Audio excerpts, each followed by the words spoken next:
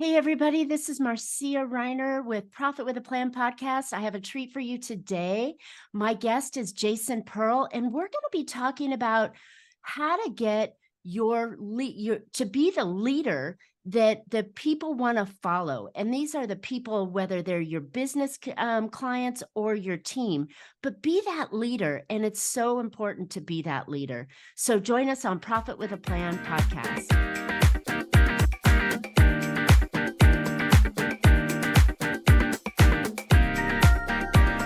Hey, entrepreneurs, are you trying to make bigger profits in your small business? If you're like most of us business owners, increasing your profitability is always on your mind, and you're probably looking for ways to grow your revenue while growing your company. Well, you found a podcast that shares ideas to help you do just that. I'm Marcia Riner, known as the Profit Booster, and a business growth strategist. I've helped tons of small business owners to establish and implement a tangible plan that guarantees increased profitability, guide your growth, and plans for a future exit. Because building a highly profitable and sale-ready business creates a win-win scenario. That's more money now and a windfall when it's time to let go. And I want to share strategies that I've learned with you on today's Profit with a Plan podcast. But before we get started, I have a super powerful training I want to share with you. It's called the 30-Day Profit Booster. And this is where I'll show you how you can get a 45% boost in net profit in just 30 days, simply by following a 3-step method that doesn't require that you're chasing more customers. This quick and easy profit boosting strategy can be done without spending more on marketing, hiring additional staff, or working longer hours. Go check it out right now at 30dayprofitbooster.com for more information. Okay, so my guest today is Jason Pearl.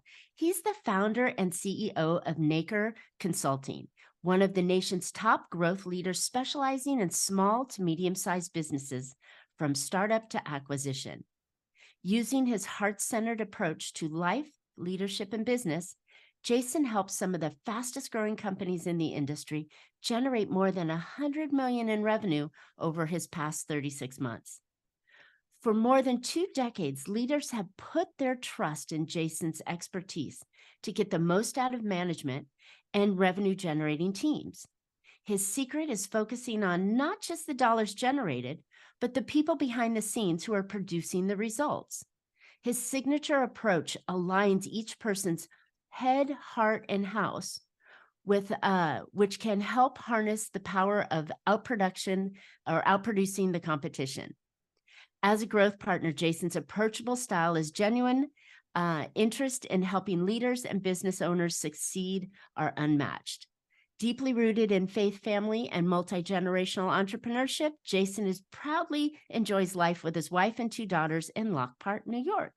Welcome to Profit with a Plan podcast, Jason. I'm excited to have you on today. Thank you, Marcia. I appreciate being here. Thank you. Great. So I always start off with this question is, how in the world did you get into helping business owners, generate and manage their teams and leadership? We all have some sort of like base story we got started with.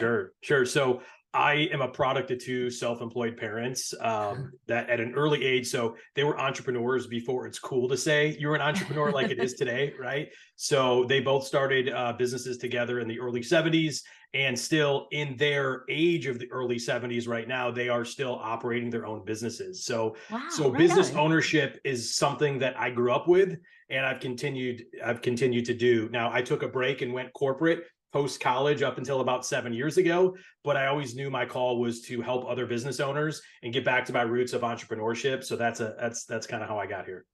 That's funny. Everybody seems to have had that one or a few stints in corporate to realize that That's right. no way. That's right. Once you have that entrepreneurial style and that flows through your blood, it's like, it's not that corporate is bad. It's just, we think differently and we want to make improvements that maybe they're not ready to see or take. Sure. And so, yeah, it's funny that I keep finding that little line or link between so many people. Yeah. Well, great. Tell me now, you have an unusual name of your company, Nacre. Tell me what that means. Sure. So nacre is the organic compound that actually makes up a pearl.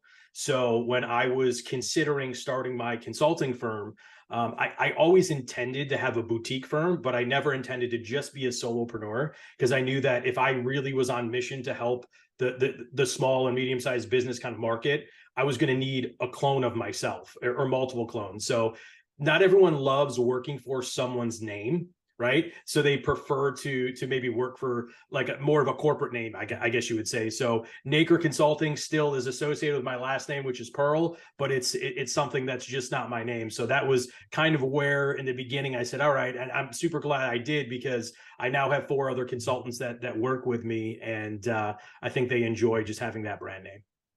I think it's really unique because you put a little flair and spin on your name, right? Because Sure. did you tell us, what does nacre mean? Yeah, nacre. So it's the organic compound of a pearl that makes up a pearl, right? There you So go. essentially, it's like, to tell you a brief story, it's like a mollusk. So it's like a clam or an oyster or whatever. When it opens its shell, it's got flesh, and when an intruder hits that flesh, thousands layers of nacreous compound encapsulates it, and that's what creates a pearl over time, and the sheen and the resilience of it. So I just thought that also kind of worked well with what we do as a growth consultant agency, right? We're trying to help protect our companies, their revenue. We also try to make them look better, and then have them be able to grow and have that resilience to continue to grow. So there's a little bit of a play on words there, but it's suited us well. I think it's fantastic. There's also exponential ideas that come out of this. A lot of companies like to have great names. And first Sure. of all, I love it is so incredibly important not to name your company after yourself, because thinking about selling your company in the future, Sure. you can't sell your name, right? It That's right. makes it very difficult. That's right.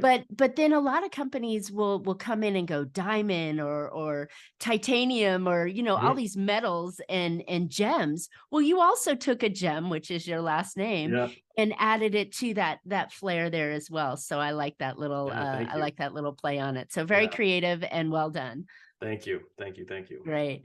Okay, so let's transition into Mhm. leadership, which is the reason for our call. But Mhm.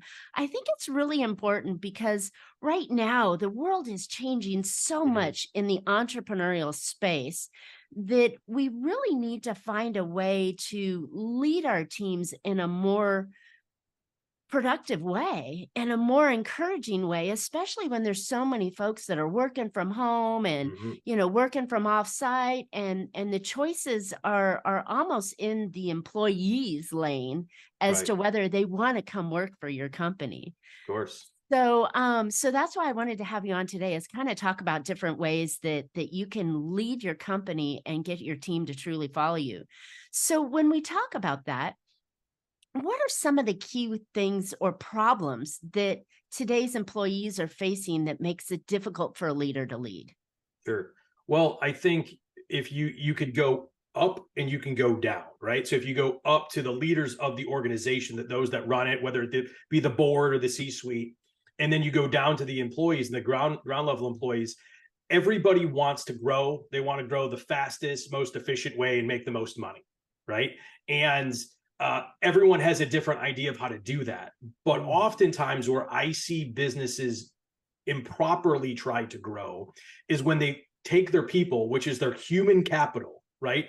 And they treat them as a widget, like they're interchangeable. This person's not doing it, we'll take them out and we'll put this person in, right? So over the course of my career, when I was in the corporate world and I was growing, I realized very early on that if I could connect with the people that I was leading in a holistic way, right? So I say head, heart, and house means like what's going on outside of work. I realized that I was able to unlock more growth mm, for them, which the result of what they're unlocking in themselves helps what they do professionally grow. So where I see there be issues currently in today's landscape, and this has kind of been as long as it's gone, is when there's a mindset of burn and turn, right? Employees and not investing the right way, you can do that for a time period. But at some point in time, if you ever lose a person that's a real good producer because they don't like the culture, they don't like what's happening, the business will struggle because there is a period of time where you still have to replace that person, you lose productivity. So I really understood at an early age when I was managing people twice my age at 23 years old, that if I got with the people and understood what made them tick and what motivated them, that ultimately I would see them grow individually and then the company would grow. So that's really where I started kind of my head, heart, and house concept. I love it. I love it. So what I'm hearing is that, when you connect with the person, you get more out of them. Mhm. But the challenge, I think, is that the person is a human, right? And they've Right. got other objectives and they've got other ideas that sometimes get in the way, right? Sure. What if that employee, and I'm thinking downward, right? Mhm. Not Sure. necessarily upward. I'm Yep. thinking we're talking to business owners. So those business owners Of are on the course. top and we're looking Yep. down. Yep. But if I'm looking at, whether it's mid-management, lower management, or the actual, letter opener, Mhm. how do we get them to really buy in to what we're trying to do when they've got other objectives? Maybe their objective is just a paycheck. Sure. Well, I think part of it is the storytelling that comes from the top of the organization, right? That every member of the team is important. They have a task, they have a job, and that is critically important to the success of the organization. Whether, as you say, it's the letter opener, right? And I've worked in a mailroom before. I interned in a mailroom, so I understand what that's like. Or it's one of the highest level executives within the organization. There needs to be ownership, there needs to be accountability, and there needs to be a view of what their role does for the greater good of the company. And I think a lot of times that storytelling maybe isn't there, right? Maybe the leader of the organization isn't communicating that properly because, yes, everybody's working for a paycheck. We all know that. And there's nothing wrong with being motivated by money because we all have to put food on the table and do all the things that we need to do, right? But Right. you need to create ownership, accountability, and understanding of why what they do is important. I think that's missed out by a lot of people. And if you're talking about, the 3-person company or the 300-person Mhm. company, it's the same conversation. And I love how you describe that it's from the top down, right? Mhm. If the owner can get the buy-in of the employees, the team members, this is where we're going. We have a clear path. It's right here. Yep. It's reachable. These are the steps we're doing. And I'm not necessarily looking for your feedback, maybe, maybe not. But what I'm looking for is your participation. Correct. Can you help move this boulder up the hill? That's right. That's right. And I think oftentimes when unchecked, right, when you leave, everyone likes to say like, oh, these are all the things that you need to do in a business, right? This is what you have to. I believe accountability is so critical. And it's in every direction, right? Top down, bottom up. Because if you want to be a successful company, everyone needs to do what they're hired to do, right? It's kind of like if you're in a boat, you're all rowing in the same direction. If you've got one guy that's got his oar in the water and he's pushing in the wrong direction, the boat's going to turn the other way. It's going to be harder. You're not going to get the same speed. It seems like a basic concept, but we live in a world where accountability is difficult because people don't like to have hard conversations, right? Either with themselves or with others. Right. And when they do have the hard conversations, they're either not trained or it comes out improperly, right? They yell or they're passive aggressive or whatever, where it's like, if you can just approach the issue, because there always will be issues, if you can approach it, create the right accountability and then correct it, you're going to be able to get that boat, in the water going fast again. I like it. I like it. And I'm hearing a common theme through this, right? I'm hearing a lot of this, do the right things with the right reasons, with the right intention. I'm hearing a lot of heart, which is what basis in your business comes through. Sure. That's not always easy to do, right? I mean, if you're not that kind of person, right? Maybe you're military driven. Hey, just do this. You've got to be on this step. Go. Because I said so. Right. is the storyline. How do you teach somebody that? Well, so I'll use another analogy to kind of talk about and teach this story, right? So I'm a father. I have two daughters, right? So those that have children may understand this, but children like boundaries, right? They like to understand that they live within boundaries. Now, they will test the boundaries all the time, right? Of course. And as a parent, it's your job to correct them, put them back in line, and help them understand why there are these boundaries. And they may not fully understand the boundaries, but if you're consistent with it, they will start to understand and expect what's going to happen if they get outside the boundaries. So I've worked with a number of very successful military like leaders that lead maybe a little more with an iron fist, but those that succeed are extremely consistent with the way they manage. So if you're consistent and you have different styles, it's okay, because we're all unique, right? I may have more heart than some others have, but if you're consistent, that creates the boundaries that everybody understands. So if you are an employee and you make a mistake, you will understand what's coming next when you made that mistake and how you need to get back in line. If it's unchecked, then you have a culture of unchecked accountability, which creates chaos, and nobody wants chaos within their organization. Wow. That's really important. And I see that, yeah, because you're right. There are so many types of personalities out there. There's the one that wants to please, there's the one that wants to lead, the one maybe doesn't know how to lead. Correct. But even when they're leading and doing the things that they need to do, if there's accountability, here's the line, right? We've drawn it all out and made clear. And I think that's something that is also often missed by leaders teaching their employees what they want to do, is to make clear expectations. Yeah. Yes. Here's exactly what I want you to do. Here's how I want you to do it. And here's how I want you to tell me you've done it. And to be clear, I haven't always been this way. I was a very young leader, right? I made mistakes. So my success now has been informed, like all of ours, from mistakes, right? And I can think back to very specific times where I let things go unchecked as a leader because I didn't want to have uncomfortable conversations, and I didn't properly build the boundaries for my team. So I, as the leader, right, took the brunt of the failure because it was my fault, right? And for leaders, you have to take the brunt of the failures and then you have to pass the praise, right? Because nobody wants to follow a me first leader. Because if you're truly in leadership, you're doing it, you know that your team is going to help you be successful. So you just pass the praise to them and they will want to work harder for you, as opposed to a me-centric leader that says, oh yeah, I did this. If there's a lot of I's and not a lot of we's, you kind of know what you're dealing with. I love that. That's that team mentality you always hear about in sports, is that we did this, not I did this. So I like that. And that definitely, that becomes, you enjoy that person more to work for, right? Sure you do. I mean, when you're praising and leading well and you've given clear expectations, then it's more enjoyable to be on your team. And it creates growth when you have the hard conversations for each of you. I've had many hard conversations. Some I did well, some I didn't do well. But the ones I did well, it bolstered the relationship that I had with that person versus making it worse, right? Because you address it and you understand. And then oftentimes what you find is there was something else that was motivating this or motivating that, or and now you have more common ground, which helps you understand. And one of the things I say about a leader is you must be respected first. Doesn't matter if you're liked.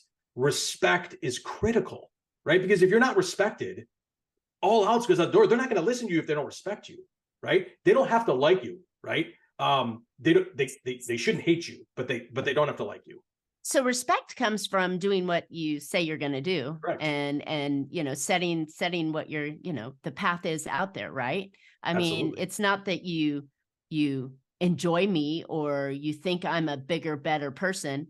I said this, I did this, and therefore that happened, right? Yep. And I think fairness is also something that's really, really important, how from both sides, right? Correct. You may think it's fair, but they don't think it's fair, but to find that common ground is really important. You mentioned a couple times, right? How do you have those hard conversations, right? You've made some mistakes, you've had good conversations and bad conversations. Sure. What would you define as a bad one? So bad conversations normally happen when you come in as a leader unprepared, right? If you come in unprepared and you come in emotional, it's problematic, right? Because you're likely not addressing it in the way they need to address it. So if you understand head, heart, house of your employee or your direct report, you're going to understand likely how to address it with them. Right. But where I've made mistakes is where I was unprepared, and where they've gone well is when I came in prepared, right? Being direct and clear, but also with the right level of fairness and kindness. Right. And again, I'm not just a warm and fuzzy leader. Like, I'll be very direct when necessary, but you have to be prepared. You have to be clear, right? To be unclear is to be unkind, right? Multiple people have said that, but it's true. I think Brene Brown was the one that I most like widely that. said that. But you have to be able to, you can do both. You can be clear and you can be kind at the same time. And I think that's it. When you're coming in prepared, I've coached some of my clients who have had to have gone in, had that difficult conversation. And I'm like, all right, bullet points. What were the problems, right? Sure. So you say, okay, here's the problem that happened. Here's how you handled it. Here's how I'd like you to handle it. And then for something I learned, and correct me if this is wrong, but to end on a positive note, right? Here's some of the things that you did well. Right. So it's not just you were this and you Correct. did this, right? But Sure. then you did this as well, right? Is Right. that a good way of doing it? I believe so. And I think it's reinforcing that, listen, we're having a hard conversation, but we're having a hard conversation because you're a valued member of this team, right? We value you. If we didn't value you, we would just get rid of you, right? Right. But we value you. And so we want to have this conversation because we'd like to move forward in the right direction, all of us in the boat rowing in the same direction, right? And this is something that if it continues is going to hurt the business this way, that way, or the other way, but it's also going to hurt you. Right. So it's reinforcing that they are a valued member of the team, because when you as a leader are going to take time to discuss something with them, it's because you value them and you value their role within the organization. So being able to, and I think that is positive, right? You can certainly add on and say, these are all the wonderful things we think you do, right? We want to do this. But it's making sure they realize that they are valued. Right. I like that. I like that a lot. You know, I've had instances where business owners are quick to fire, right? Which is good and bad, right? Sure. I think that there had been maybe some times where maybe they should have fired earlier, or maybe they should have worked on some sort of plan to rehabilitate that person before they fired. Is there any kind of tried and true that you like to go on to make sure that your team players can remain team players? Because it's pretty hard to hire these days and expensive. Absolutely. And I believe that relationship starts, that accountability starts in the interview process. So one of the things that I say often in my interview process, or if I'm working with a client and they want me to interview potentially their next sales leader or things of that nature, one of the things I'll say in my interview is, so this is who you present yourself to be today. And we really like that you're presenting this, that, and the other thing. If you come into the organization and you present yourself to be somebody different than who you presented yourself in the interview, we know we're going to have problems, right? So I will say that very directly with eye contact and say, so is there anything else? Are you presenting yourself in the way that you feel to be authentic, or are you just trying to get this job? Right? Because we will know that if you present yourself to be somebody different, it's going to be a problem. So I believe it starts in the interview, right? And then onboarding. And then from onboarding and training, and then the accountability and the consistency of the boundaries of what you expect within the organization, within your department, within your team, whatever it may be. Wow, I love it. I think having a solid process, hiring process, and team management process is really important. Something that I learned from one of my leaders that I follow just in the past year or so was to continue training. Right? Just because you hired them and they've been in the role for even a year, 2 years, 3 years, doesn't mean that they don't need reinforcements. Absolutely. You know, in the space that I came out of, the financial services world, where I was there for years, there's continuous education that needs to be done for certifications and licensing and so on. For sure. It is valuable or not valuable as those trainings are. I find that it's really important for continued expectations of your team members is to have continued training. What are your thoughts on that? I think it's completely necessary, and it's where many businesses fail. It's why when I work with companies, and we normally kind of position ourselves in between, sales, revenue, leadership, and C-suite. And one of the things that's kind of a non-negotiable for us is that if you're not meeting with your team on a per frequency basis, depending on what type of industry and things like that, but it's got to be frequently. And I would say it should be bare minimum every other week, but I prefer weekly meetings, right? And it shouldn't be a 3-hour meeting. It should be a very agenda-driven meeting with certain times for certain people to speak and question and answer and kind of all that type of stuff. But you need to have a training component in there. You need to be able to be reinforcing what you expect. And it's not just the minute details, it's the global thing. If you have mission, vision, values, right? Like, how is our mission, vision, values directing what we do on a daily basis? Is this who we're supposed to be? Is this how we're trying to portray ourselves as an organization? You need to reinforce those things. And it's not to build a cult, but it's learned behavior. I mean, when you're a young, going back to the analogy of like a parent and a child, like, that's why you read them the same books. That's why they enjoy it. That's why there's bedtimes, right? It's all these things. And we complicate leading others, right? We're still human beings. Yes, we can watch these podcasts, right? We can use AI. We can download this thing or that thing that tells how to be great, but it's human beings still working with other human beings. And we complicate our life and our expectations because we do certain things and don't do other certain things that are critical. Right. It's that men are from Mars and women are from Venus kind of things. It's the way we communicate and the way that we're thinking and understanding the person that we're having a relationship with. That's right. We're still having a relationship with our employees, the same way we're having a relationship with our customers, the same way we're having a relationship with our friends and family. And I think that when you think about you're having a relationship, whether it's paid or not, you know, it's still important to understand and have that kind of communication going like it is a relationship. And, you know, it is funny. I'm a lifelong learner. I'm constantly learning different things, you know, which is part of the reason I, you know, had the podcast was to bring on fantastic guests like you so I can learn more about it. But I found that sometimes I learn these things and expect my team or others that I'm talking to that will know that.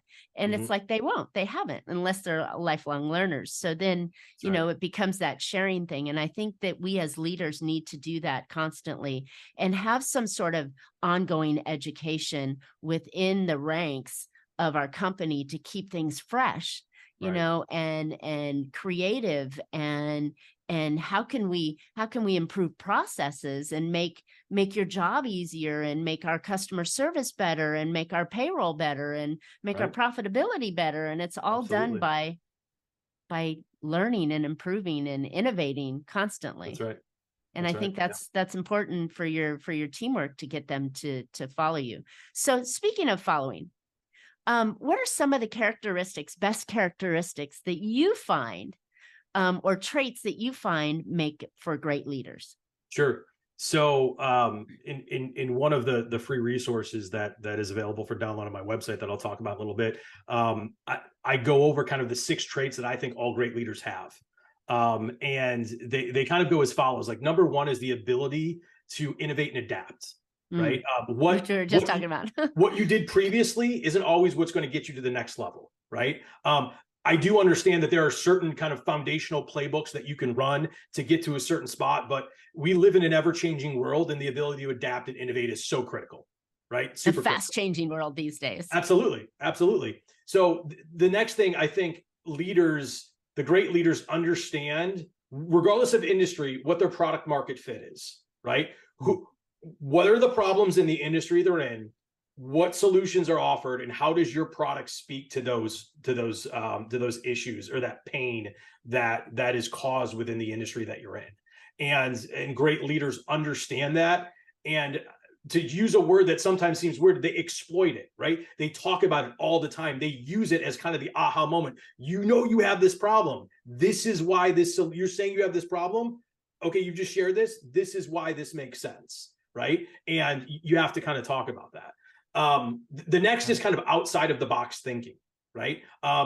We live in a world of followers, right? There, you know, social media following. It's like if you watch the NFL right now, it's like everyone's crazy about the Kansas City Chiefs because Taylor Swift goes to the games. Like everybody wants to follow something. There's fads and everybody follows it, right? I'm a Buffalo Bills fan, by the way, so hopefully we can beat them in a couple weeks. That being said, you need to think outside the box. You need to zig when others are zagging.